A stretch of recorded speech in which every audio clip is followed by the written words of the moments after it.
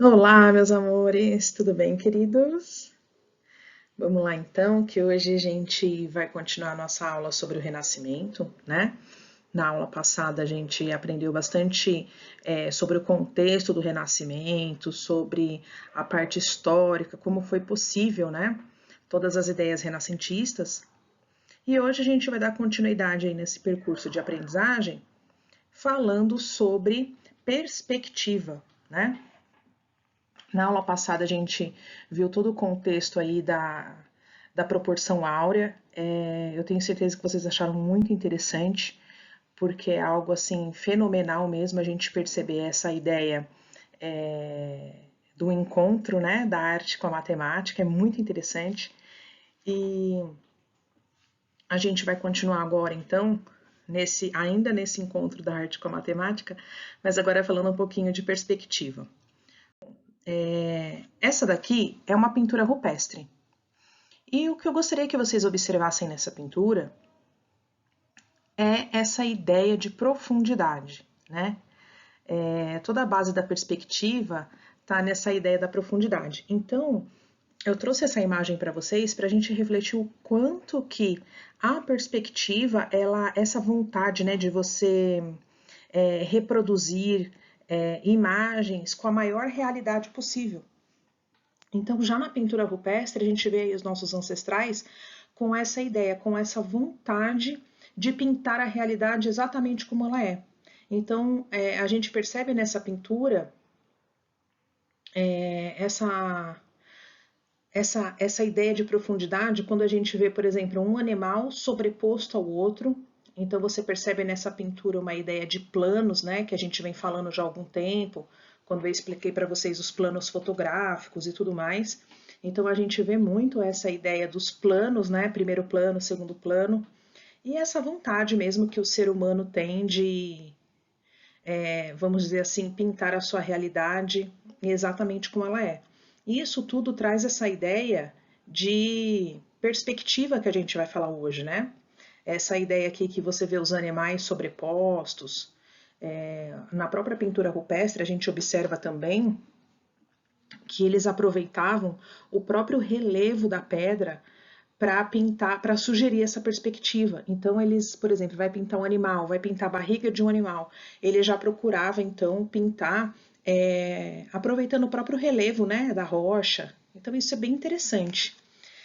Sempre foi uma vontade muito grande do ser humano. Então eu falei para vocês lá na Grécia, né, quando surgiu toda essa ideia de valorização do indivíduo, de valorização do ser humano, o quanto que eles queriam pintar a beleza do ser humano nas proporções perfeitas. Só que ainda não se tinha toda essa técnica. Então os gregos acabaram focando muito na arte da escultura. Só que no Renascimento já foi possível essa pintura no que a gente chama de perspectiva. Por quê? Porque essa descoberta, né, da matemática, na verdade a perspectiva geométrica, né, ela foi descoberta aí nessa época. Então, o que é essa perspectiva geométrica, né? A perspectiva é um método que permite a representação de objetos tridimensionais, ou seja, nas três dimensões, tá? Altura, largura e profundidade. Em superfícies bidimensionais, ou seja, a gente só tem a largura e a altura do papel. Então a gente diz que o papel, a tela, enfim, é bidimensional. E através de determinadas regras geométricas de projeção, ou seja, eu tenho esse quadrado e para eu então representar esse quadrado em perspectiva, eu consigo projetar ele, né, através das projeções das regras geométricas. E aí essas regras geométricas então foram descobertas aí na Itália lá próximo do século XV, né, que é o que a gente vem estudando no Renascimento, por Alberti, um grande humanista do Renascimento, e foi criada essencialmente para dar profundidade, às vezes mais do que na realidade, né, na pintura e na escultura. Então a gente vê essa imagem aqui que eu acho bem interessante, de a gente perceber esse desenho em perspectiva, né? Ou seja, você começa a perceber que existem linhas e essas linhas elas são direcionadas para um único ponto. E a gente chama esse ponto de fuga, tá? Então, a partir dessas técnicas matemáticas, das técnicas geométricas, é possível, então, você desenhar, vamos dizer assim, em perspectiva. Observamos na relação entre a arte e a matemática o vínculo que existe com os elementos da perspectiva e seu uso para a criação imagética nas diversas construções visuais, sendo esse um instrumento significante na construção da imagem de forma dimensional.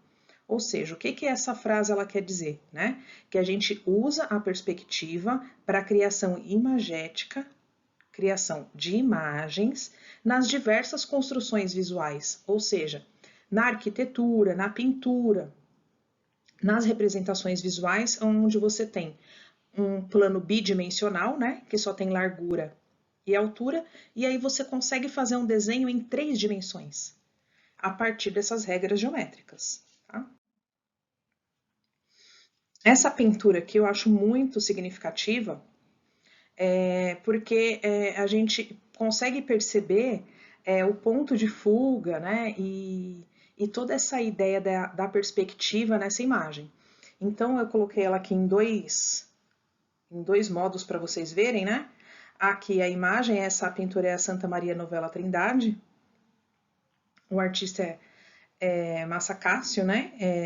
E ele foi um pintor aí do início do Renascimento italiano, em Florença. E trabalhou ao lado de nomes como Brunelleschi, Donatello. Esse Brunelleschi, por muito tempo, ele foi tido como o pai da perspectiva, né? Ele utilizou muito a perspectiva. Em alguns momentos foi dado até a ele o fato de ter criado, né, a perspectiva e tudo mais. E ele traz aí nessa pintura, a gente começa a ver para onde as linhas vão seguindo. Então tem o pontinho aqui, ó, para vocês observarem, né? Que é esse ponto aí, esse aqui, né? Que a gente, opa, aqui, ó. Então a gente vê que todas as linhas elas convergem para esse ponto de fuga. E aí aqui a gente vê a crucificação de Cristo, né? Numa profundidade muito grande. É bem interessante a gente observar esses detalhes, né, na pintura. E essa daqui, né, que é a Escola de Atenas, é uma pintura clássica e muito famosa mesmo. E ela é bem cheia de detalhes, bem rica de detalhes, e ela é assim grandiosa quando a gente fala de perspectiva. Porque olha só quantos planos de visão a gente tem aqui, e a gente percebeu o quanto que os pontos vão se direcionando, né? Aqui para os dois pontos centrais aqui, os dois personagens centrais, né? O ponto de fuga, ele acaba convergindo, né? Opa! Aqui assim. Então, a riqueza de detalhes, né? A perfeição com que os corpos são colocados, essa própria ideia de um templo grego, né? Essa exaltação da filosofia grega, esse modo, né, aqui num templo grego.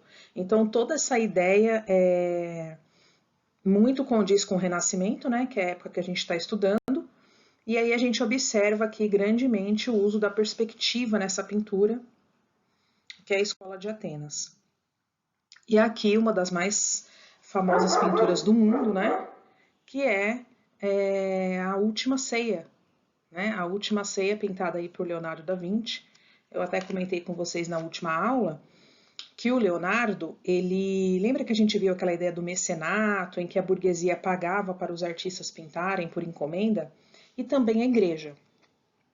A igreja acabou encomendando essa pintura para o Leonardo da Vinci, então essa pintura ele fez no refeitório de um monastério, né, lá em Florença.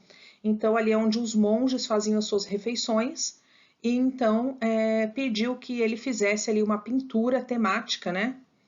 E aí Leonardo fez essa grande obra em afresco. A gente chama afresco, lembra que eu expliquei que é quando o pintor utiliza a massa fresca da parede, a tinta fresca, né? Numa mistura aí de tinta e material de construção, para ter, então, essa pintura de uma forma mais resistente. E aí, então, Leonardo da Vinci pintou a Última Ceia. E aí, a gente começa a perceber aqui como ele utilizou a perspectiva para trazer essa profundidade. Então, tem a imagem aqui de cima, né? A gente vê essa linha, onde todas as cabeças aí estão niveladas. O ponto central como sendo Jesus, né? E as linhas todas aqui seguindo, olha, para esse ponto. Aqui a gente consegue ver melhor. Então, onde é que está o ponto de fuga, né? Está aqui, bem na cabeça de Jesus. A gente vê essa linha que é chamada de linha do horizonte. E o ponto de fuga para onde todas as linhas convergem.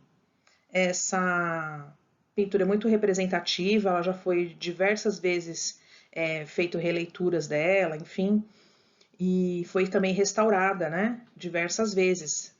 No decorrer desses anos, a pintura tinha sido coberta por uma camada de tinta, por várias camadas de tinta, na verdade, e aí depois aí de várias restaurações, conseguiram então encontrar aí a pintura, né, original de Leonardo da Vinci. Tem também vários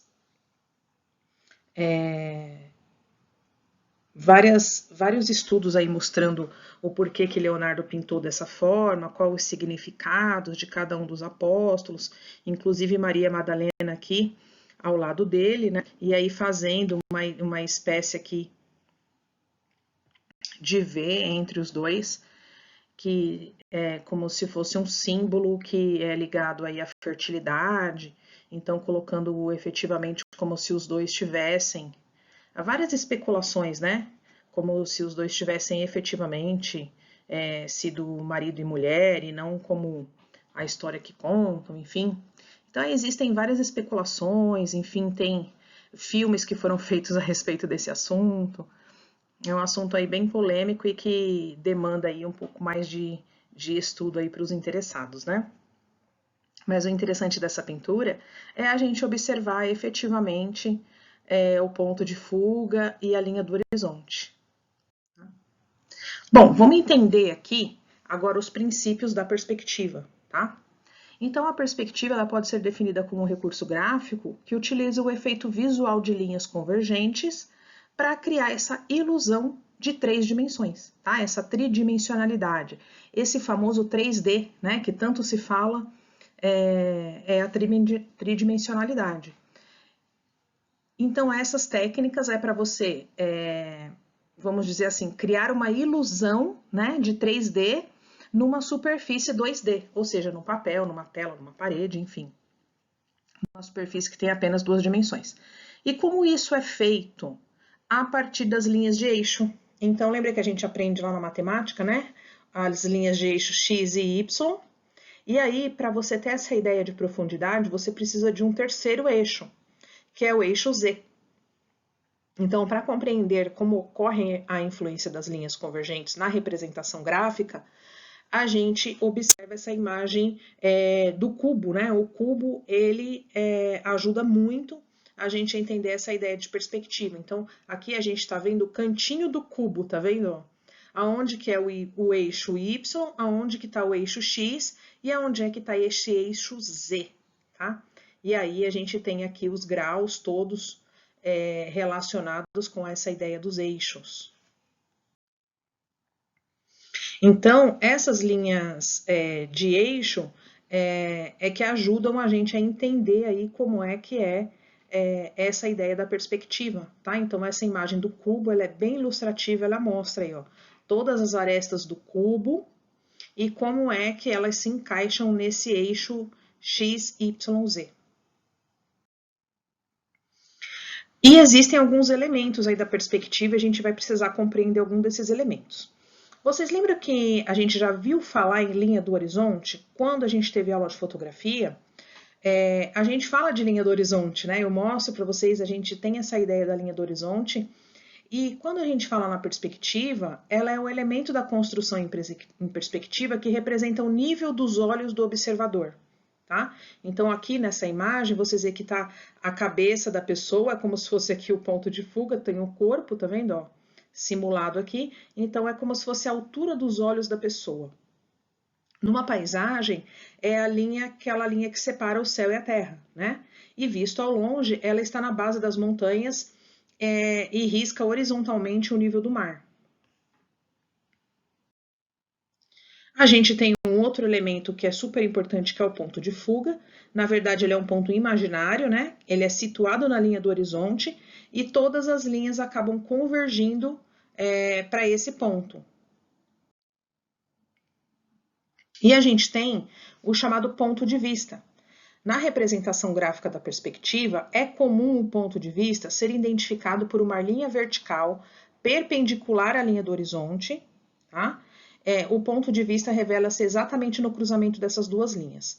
Então, a gente chama de ponto de vista esse cruzamento da linha horizontal e da linha vertical, tá? Então, vamos entender como é que seria aqui, como é que funcionam essas linhas de fuga, tá? Então, o que que são, como assim todas as linhas convergem? Então, a gente percebe bem aqui nesse desenho que as árvores, elas vão seguindo uma linha, tá vendo? O piso, a própria linha ali da estrada, a linha da calçada, a linha do topo dos prédios, né? São essas linhas imaginárias que descrevem o efeito da perspectiva convergindo para o ponto de fuga, que são essas linhas convergentes pontilhadas. Ela é feita assim pontilhada porque são linhas que não existem, são linhas imaginárias. E a gente usa elas para fazer o desenho e depois apaga, tá? É um afunilamento dessas linhas em direção ao ponto que gera a sensação visual de profundidade das faces com o escorço dos objetos em perspectiva.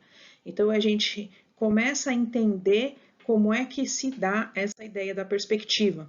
Então, por exemplo, aqui eu tenho um outro desenho e ele mostra bem o que, que são esses pontos, né? Eu tenho você está vendo essa linha azul aqui?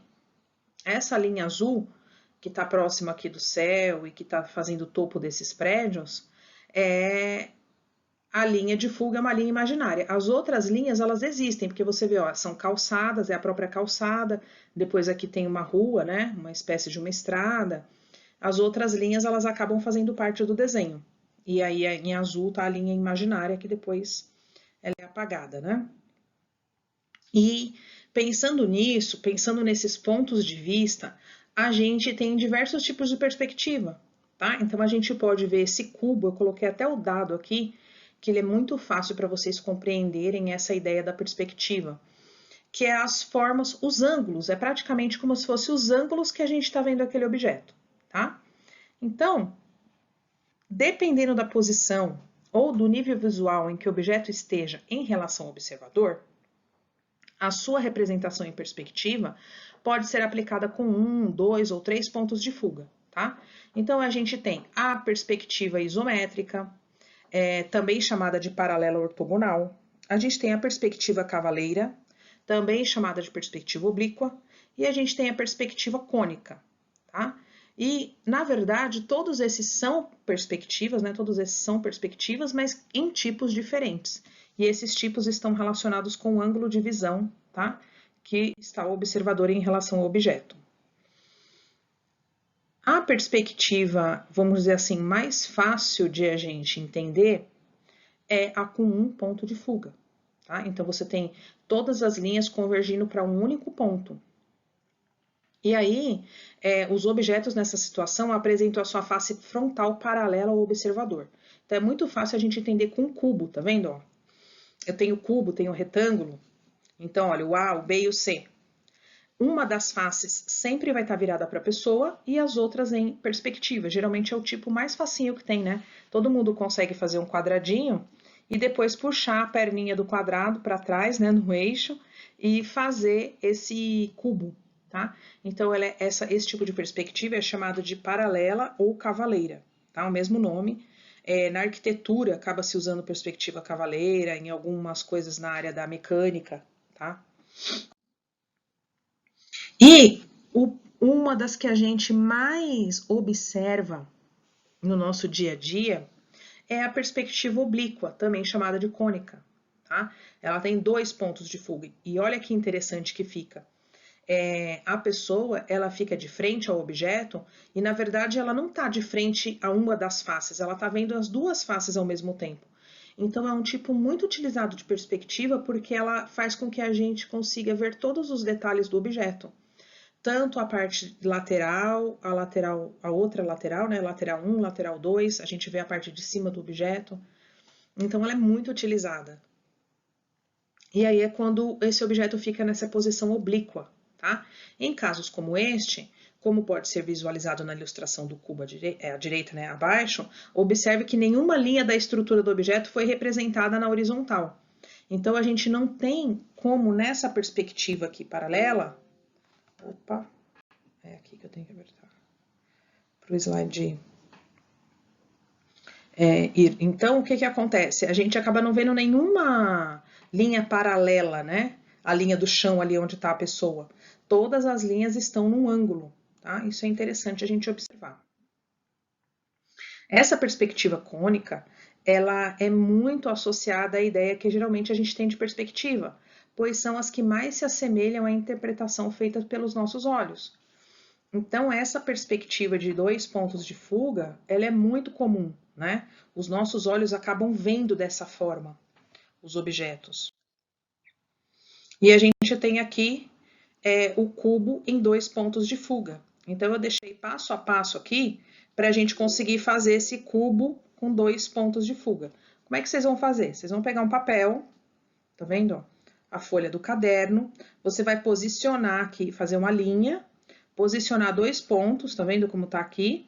E depois uma linha abaixo. E aí você vai ligar, então, esse ponto, tá vendo? Na parte final da reta e esse outro ponto nessa outra parte. E aí você vai ver, então, surgindo aqui, ó, o passo 3. O que você vai fazer depois disso? As outras linhas. E no passo 4, a gente vai acabar definindo aqui o tamanho da reta, tá vendo? O tamanho da caixa que você vai fazer. Então, aonde você posicionar essa linha aqui na vertical, é que você vai denominar o tamanho da caixa que você vai fazer. Então, aqui tem o passo a passo certinho para a gente fazer o cubo. E depois você vem com as outras linhas, tá vendo? Aí você apaga as linhas, reforça, né, a caixa e acaba apagando as outras linhas que serviram de apoio para você fazer o desenho. E aqui a gente tem, então, essa caixa, esse cubo, né, na perspectiva oblíqua, na perspectiva cônica. E é muito interessante a gente observar essa técnica, porque a partir dessa técnica a gente consegue representar os objetos, né? Então, como é que a gente representa uma caixa? Como a gente representa uma embalagem? Então, é super importante a gente pensar nesse ângulo de visão. Qual seria o melhor ângulo para eu fotografar um objeto e que eu mostrasse mais detalhes desse objeto possível? Então, a gente pensa na perspectiva e faz a foto, né? Efetivamente, hoje, a perspectiva é utilizada em várias profissões, mas existem já os aplicativos, os programas de computador, de desenho digital, que acabam ajudando muito. Mas há uns anos atrás era para fazer mesmo assim na unha, né? Não tinha programas que fizessem a perspectiva digitalmente. Então, era muito comum realmente você precisar desse desenhista, dessa pessoa que fizesse aí os desenhos em perspectiva, os desenhos mecânicos, os desenhos das peças, os desenhos de arquitetura, né? E o interessante é a gente perceber esse uso, né? Então, como é que a gente faz, por exemplo, um ambiente? Como é que a gente desenha um ambiente? Então, com esse efeito de profundidade. E aqui a gente vê um exemplo bem simples, né? Você desenha aí um cômodo inteiro, olha. Você consegue ter a visualização de todo o cômodo apenas usando a perspectiva. Então, você percebe que é um cubo, né? E você consegue enxergar essas linhas que estão convergindo para aquele ponto e dar essa sensação com efeito de profundidade. É muito utilizada para cenários em perspectiva, então quem efetivamente trabalha com cenários, com móveis, com desenvolvimento de jogos, essa ideia da perspectiva é muito interessante, tá? Então, percebe o quanto que esse efeito de profundidade, ele é legal da gente colocar, né? E aqui só tem um ponto de fuga, olha só. É o tipo mais fácil que existe, né? Apenas um ponto de fuga dá esse efeito de profundidade nas imagens. Aqui também, olha só, a cozinha, né? Toda aí em efeito de profundidade através desse único ponto de fuga. essa imagem. Então, vamos voltar lá na nossa ideia da fotografia. Então, quando a gente aprendeu fotografia, a gente viu essa ideia da perspectiva, né? O como a profundidade ela é importante. Então, olha essa imagem que é interessante, a pessoa se posicionou ali bem no centro ali das duas faixas, né, da rua, e fez a foto. Toda essa ideia de composição visual, em que você tem perspectiva e que você tem simetria, ela é muito interessante visualmente, né? Aqui mostrando a mesma ideia, tá vendo? Só que num desenho, né, de uma rua. Aqui já num cenário, né? Num cenário de games, num cenário que você pode usar para um produto, para o desenvolvimento de um sistema, no próprio marketing. Então tem vários usos aí que são interessantes relacionados à perspectiva. E aqui a gente vai ver alguns exemplos de cenários com 2 pontos de fuga, que também fica muito legal.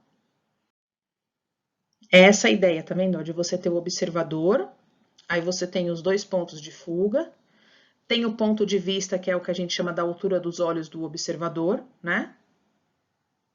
E a linha do horizonte. Você tá vendo o que é o ponto de vista? O ponto de vista tá aqui, ó. Esse PV, tá vendo? Ele é o quê? Ele é uma linha que vem aqui, ó, e ele faz um ângulo reto aí, ó, com a linha do horizonte. Então, é bem interessante a gente perceber esse ponto de vista, que é o olhar de quem tá vendo, né? Aqui também, ó, com 2 pontos de fuga, um ambiente, né? E aqui em artes, a gente vê o Van Gogh pintou, né, várias versões do quarto dele, essa não é a única versão, tá? Existem aí outras obras que são versões dessa pintura, mas a gente percebe o quanto que o Van Gogh se utilizou dessa ideia de perspectiva para pintar o próprio quarto, né? Então, isso é interessante, a gente vê a ideia da posição da cadeira, da cama, dos quadros na parede, toda essa ideia de perspectiva das cores, né? E aqui mostrando para vocês onde que está o ponto de fuga dessa imagem, né? A gente percebe aí que tem um ponto, tá vendo? Em que todas as linhas acabam convergindo. Aqui é uma outra versão do quarto, tá vendo? Que ela é um pouquinho diferente, tá? Daquela versão que a gente viu agora. Aqui também já uma espécie, um cenário como se fosse uma cidade, né? Usando já os 2 pontos de fuga. Uma outra ideia de desenho também usando os 2 pontos. Então percebe que essa aplicação da perspectiva é muito forte, muito grande.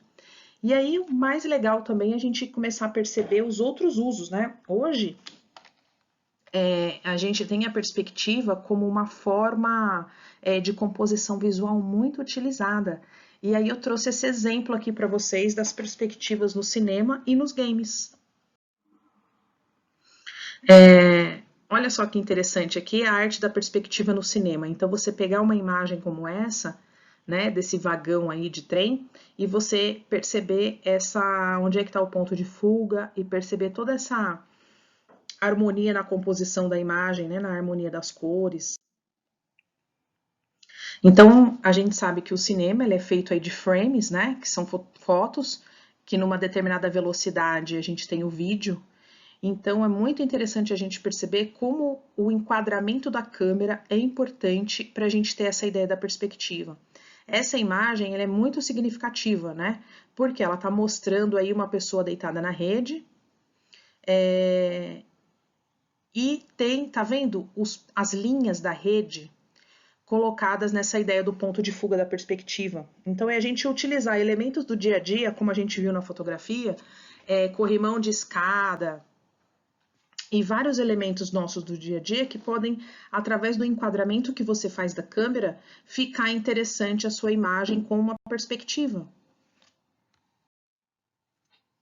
Então, quando a gente pensa nessa arte da perspectiva no cinema, não tem como a gente falar de um cara que chama Stanley Kubrick, tá? Ele é considerado aí um gênio do cinema, né? Os seus filmes são considerados obras de arte clássicos do cinema. Então, quando vocês tiverem a oportunidade de assistir, pensa numa direção de arte perfeita. Ele pensava na harmonia das cores, na perspectiva, em todo o contexto. Então, às vezes o filme dele levava anos para ser filmado, né? Porque ele pensava em cada detalhe desse para todas as cenas.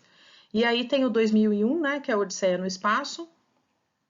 É um filme antigo, lá de 1968, e ele levou 5 anos para ser feito, né? E até hoje, 50 anos após o seu lançamento, é considerado por muitos o melhor filme de ficção científica já filmado. E a gente percebe esse contexto em várias cenas, né? Tem essa cena clássica. Então, o Stanley Kubrick, ele era muito preocupado com a perspectiva e todos os enquadramentos de cena, ele pensava nessa ideia da profundidade, dessa perspectiva, dessas linhas, dos pontos de fuga que convergem, tá? Então, olha que bonito aqui essa cena aí do 2001, Uma Odisseia no Espaço. E aqui a gente tem o Iluminado, essa cena também é muito clássica, do menino no corredor, né? E a gente percebe o enquadramento, como ele fazia esse enquadramento, pensando na ideia do retângulo de ouro que a gente aprendeu e juntando com a perspectiva. Então, olha que interessante, né? A gente ter essa visão aqui. Aqui também, tá vendo? Ele é o rei dos corredores, né? Porque nada como um corredor para trazer essa sensação de simetria, que é algo muito interessante na composição visual. Qualquer composição que você vai fazer e que tenha simetria, ela fica muito interessante, que são os dois lados iguais, né? E trazendo essa ideia aqui da perspectiva e dos retângulos, né, de ouro e tudo mais. Aqui numa outra cena, né, Glória Feita de Sangue, também é possível observar o ponto de fuga do Stanley Kubrick. Então, independente da temática do filme, ele fez filmes de ficção, como A Odisseia no Espaço, ele fez filmes mais voltados para o suspense, para o terror, como O Iluminado. Aqui, Glória Feita de Sangue, que tem essa ideia de guerra e tudo mais. Então, em todas essas temáticas aí, ele coloca a perspectiva. E uma coisa interessante é a gente perceber, então, sobre direção de arte. Lembra que a gente já falou sobre isso? Quando a gente estudou as cores, quando a gente estudou fotografia. Então, é algo muito importante a gente começar a perceber essa concepção artística de um trabalho audiovisual é responsável por garantir a harmonia na ambientação do filme, juntando conceitos como paleta de cores, iluminação, cenografia, fotografia e enquadramento. Eu trouxe para vocês essa ideia de direção de arte, porque isso a gente pode aplicar em várias outras coisas, tá? Então, quando você vai fazer composição para uma foto, então pensa naquele exercício que a gente fez, né, de composição visual, quanto foi interessante você escolher os objetos que tenham harmonia nas cores, no próprio formato dos objetos, como você colocou esses objetos, como você organizou esses objetos. Quando você faz um mapa mental na ideia de enquadramento, como você vai posicionar as palavras, se você vai usar algum tipo de cor. Então, isso ajuda bastante na criação e você conseguir utilizar todos esses conceitos que a gente aprende para fazer uma composição visual, seja qual for a sua área de trabalho. Então, se você estiver desenvolvendo um sistema, desenvolvendo um aplicativo, uma interface digital, um site, algo que efetivamente a pessoa vai interagir, então você pensar nesses detalhes. Pensar numa peça publicitária, no marketing, como é que você vai utilizar isso no marketing, todas essas informações que a gente aprendeu sobre proporção áurea, perspectiva, vai fazer uma fotografia, então pensar nas cores, na iluminação, no próprio enquadramento, então percebe como tudo isso é importante, e aí eu uso aqui essa ideia do cinema para a gente exemplificar como é interessante esse uso da direção de arte, né? E os critérios de uma boa composição de arte para concorrer ao Oscar são atenção máxima a qualquer detalhe das cenas, ótima colocação dos objetos baseado no enquadramento, né? Perfeição dos figurinos, boa colocação da paleta de cores, maquiagem muito bem feita. Muitas vezes é o porta-voz dos filmes, né? Com os efeitos visuais, iluminação e tudo mais. E a gente, quando fala, por exemplo, em jogos ou desenvolvimento de sistemas, até no próprio marketing a gente usa muito uma palavra que chama concept art, ou seja, o conceito de arte. Qual é o conceito de arte utilizado naquela criação? Eu trouxe aqui para vocês os ganhadores aí dos últimos 5 anos, a cada 5 anos, né, do Oscar de Direção de Arte, então vale a pena vocês escolherem um dos filmes para assistir e observar, né, a aplicação. Agora em 2020 a gente teve Era Uma Vez em Hollywood, mas tem filmes que já estão aí nos catálogos de Netflix, no próprio YouTube. que é o Grande Hotel Budapeste, Avatar, O Aviador, né? Então é muito interessante a gente perceber como é que os diretores de arte trabalham. Essa é uma cena, né, do Grande Hotel Budapeste. Percebe a simetria, né, os objetos colocados aqui, o abajur, né? A própria mesa fazendo aquela ideia da margem, lembra que nós aprendemos? A cor, né, do paletó, a cor do fundo, as linhas paralelas, o quanto elas são importantes, né, num elemento. Aqui o avatar, também cores, enfim, uma direção de arte muito impecável. A invenção de Hugo Cabret, esse filme é muito bonito, a direção de arte dele. Ele tem aqui, ó, tá vendo aquela ideia que a gente estava falando agora de perspectiva? Então a câmera está posicionada, é um menino numa biblioteca, e a câmera está posicionada como? A câmera está posicionada como se estivesse na prateleira. E aí você consegue ver toda essa imagem em perspectiva que é muito linda, essa biblioteca é maravilhosa. Aqui tem um vídeo, né, que nós vamos assistir, eu vou passar para vocês esse vídeo do Stanley Kubrick, vocês vão curtir muito, é bem bacana. Opa! E a gente vai fazer uma atividade, tá? A nossa atividade vai ser em perspectiva. Então, como é que vocês vão fazer? Vocês vão pegar o caderno de artes e você vai produzir um desenho em perspectiva com um ponto de fuga, tá?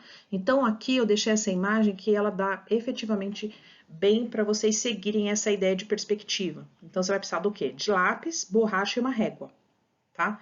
Se você não tiver uma régua em casa, você pode usar aí algum material que sirva como régua. Tá? E aí você vai então produzir esse desenho, a ideia é que você faça primeiro este retângulo aqui, ó.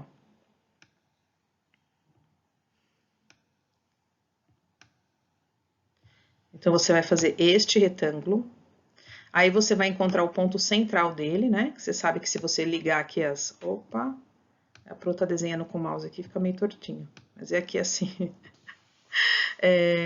E aí você achando esse ponto, você vai seguindo aí com as demais linhas, tá? Com a régua, e aí você vai então fazer esse ambiente aqui, né, que é um cômodo, então aqui é a porta, aqui é a janela, aqui uma outra janela, e aí você pode então colocar mais alguns detalhes que você queira, fazer algum tipo de ilustração, tá?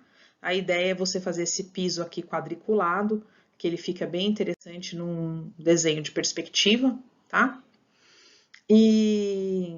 Ou você pode escolher, você vai escolher um dos dois, tá? A gente tem aquele que é um ambiente interno, ou se você tiver for um pouquinho mais ousado e quiser, você pode fazer esse ambiente externo aqui, que eu acho bem bonito. Essas linhas aqui, elas estão ajudando bastante a você ver como que você vai fazer. Então, você vai traçar uma linha aqui no meio, ó, que seria o ponto de vista, o ponto do observador, aqui o ponto de fuga, e essa linha paralela aqui em cima é a linha do horizonte.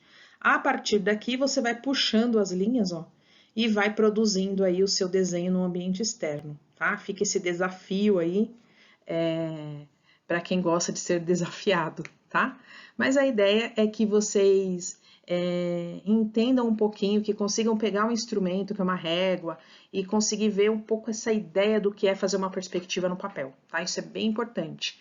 Então, pode ficar com aquele exercício básico, né, do ambiente interno, ou se você quiser aí desse ambiente externo.